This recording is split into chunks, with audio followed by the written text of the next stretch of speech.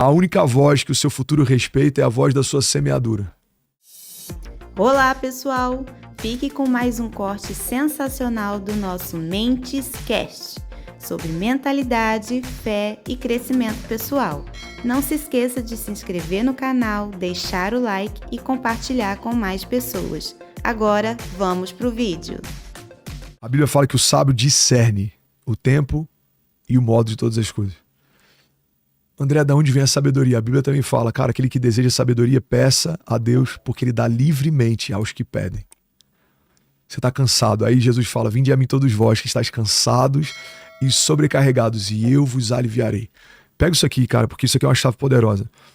Tudo que a gente precisa tá ligado a algo que Deus vai nos dar quando a gente se aproxima dele. A graça fala sobre algo que Deus te dá. Fala sobre uma herança. Fala sobre uma recompensa. Fala sobre algo que Deus te dá. A religião sempre vai apontar para algo que você precisa fazer. Então a religião vai falar, cara, se resolve, depois você vem. Se limpa, depois você vem. Faz, depois você vem. A graça vai falar, vem do jeito que você tá e eu limpo você.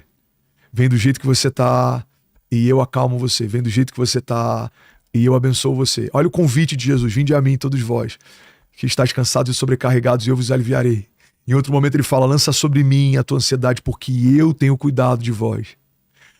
Entrega os teus caminhos ao Senhor, confia nele, o mais ele fará. É ele quem acalma a tempestade, é ele quem aquieta a nossa alma, é ele quem prospera os nossos caminhos, é ele quem vence as nossas batalhas, mas qual é a minha participação nisso? Eu preciso me aproximar dele. O primeiro passo sou eu quem dou. Tiago fala, aproxime-se de Deus e ele se aproximará de vocês. Então você que tá ouvindo a gente, talvez, cara, eu tô numa crise, eu tô desnorteado. Irmão, a mesma posição que você toma quando você acessa a TV para assistir um novo filme, você pode dar um passo para você ouvir uma pregação. Colocar um louvor, um soaking, algo que aquieta a tua alma. Porque a gente precisa entender que a gente o tempo inteiro toma decisões. E a gente se torna refém das decisões que a gente tomou. Se fizer sentido para você, anota essa frase aqui, ó. A única voz que o seu futuro respeita é a voz da sua semeadura. Então eu tô mal, angustiado. O que eu faço no meu dia mal? Eu me entupo de remédio de tarja preta. É uma decisão. Eu tenho compulsão alimentar. Eu não tô dizendo que é fácil. E eu não tô dizendo que não são coisas que a gente precisa de auxílio para lidar com elas. Pode ser terapia, pode ser psiquiatria, pode ser remédio controlado para te ajudar, pode ser um grupo de apoio, igreja, pode ser o que for. Mas o ponto é, a mesma distância que leva um controle de televisão para assistir o próximo filme, eu posso utilizar para algo que vai me abençoar, me acalmar, liberar meu destino. Então a gente precisa definir para 2025 quais são as fontes que a gente vai se alimentar. Você define quem você ouve, você define o que você vive. Cara, quem que eu vou ouvir? O que eu vou ler? Qual ambiente eu quero estar? Para quais lugares eu quero viajar? Será que eu vou para um novo carnaval fora de época ano que vem? Será que isso vai ajudar a crise que eu estou vivendo, a minha crise interior? Será que isso vai... Ou será que eu preciso de um lugar de paz? Ou será que eu preciso de um lugar de calmaria? Será que eu preciso entrar num novo projeto ou preciso terminar os que eu comecei e não terminei? Será que eu estou sempre envolvido em novos projetos porque eu sou um empreendedor serial ou porque é mais fácil eu me envolver num novo do que reconhecer que eu nunca termino nada que eu começo? A gente precisa se conhecer. Então, sempre que eu paro, Vilela, e eu começo a meditar e me visitar, eu começo a perceber coisas que na correria eu negligencio, não percebo. Caramba, André, você vai fazer de novo, mano. Tem atitudes que a gente tem que são só uma fuga. O Augusto Cury fala muito sobre isso, sobre janelas killer, né? Janelas que abrem outras janelas, janelas que levam a um tipo de ação. Ele fala também sobre a síndrome do pensamento acelerado. A gente tá numa geração que sofre dessa síndrome, né?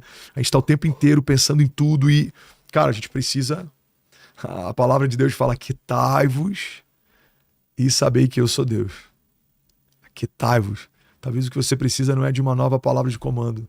Seja só não ouvir mais palavra nenhuma e deixar o silêncio falar com você. E o silêncio fala? O silêncio fala, irmão.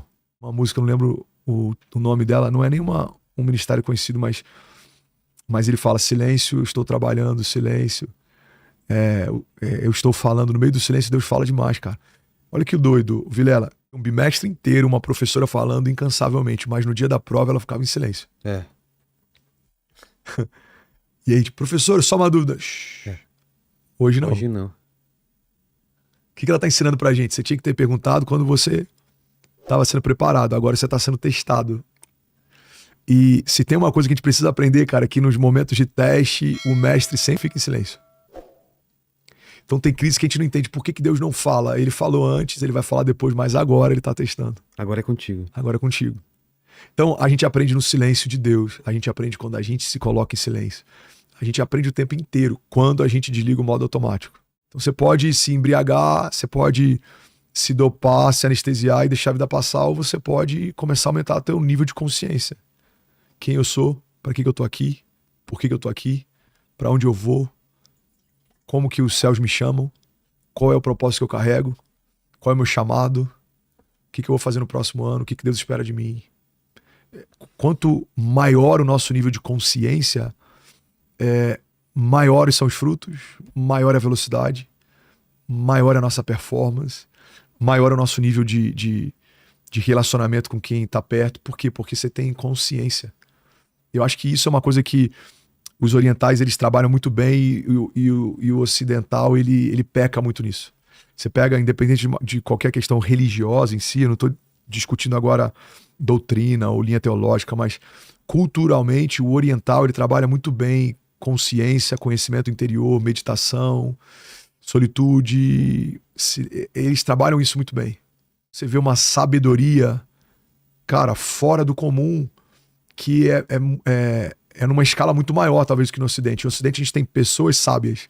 Você vê no Oriente é muito comum você ter muita sabedoria como um senso comum.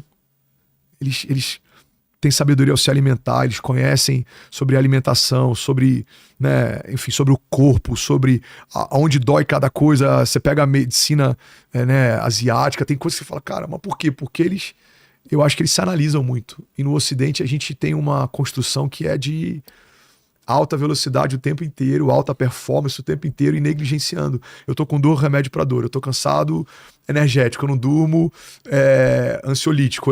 Enfim, a gente tá o tempo inteiro, cara, procurando algo fora que aquiete dentro, quando na verdade tem muito mais a ver com a gente do que com alguma resposta que venha de fora pra dentro. Faz sentido? Então é por isso, cara, que eu amo, por exemplo, no meu caso, o rancho me faz bem.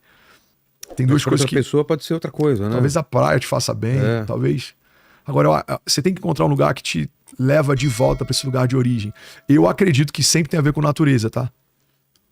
Cara, andar de moto me faz bem. Cara, legal, você desopila e tal, maravilhoso. Mas eu acho que tem algo diferente quando a gente conecta com a natureza, porque a gente volta para um lugar de origem. Verdade. A gente veio da pó da terra e a nossa matéria vai voltar para esse lugar. A gente precisa reconectar com o nosso lugar de origem. Eu não sei se eu falei sobre isso quando eu vim aqui da outra vez, mas você pega, por exemplo, em Gênesis, quando Deus estabelece a criação, ele fala com a fonte de vida para que a partir da fonte de vida algo seja criado. Então ele fala com o mar para que a partir do mar seja criada toda espécie de peixe. E ele fala com a terra para que toda espécie de árvore se multiplique segundo as suas sementes e segundo as suas espécies. E aí ele vai dando ordem e ele estabelece uma lei, cara. Existe uma lei que é a seguinte: de vida, ela estabelece uma conexão com aquilo que foi criado. Então, se você tira um peixe da água, ele morre. Se você tira uma árvore da terra, ela morre. Agora, quando a gente entende que no 6º dia a gente foi tirado de Deus, a nossa matéria veio da terra, e é por isso que a gente precisa se reconectar com a terra.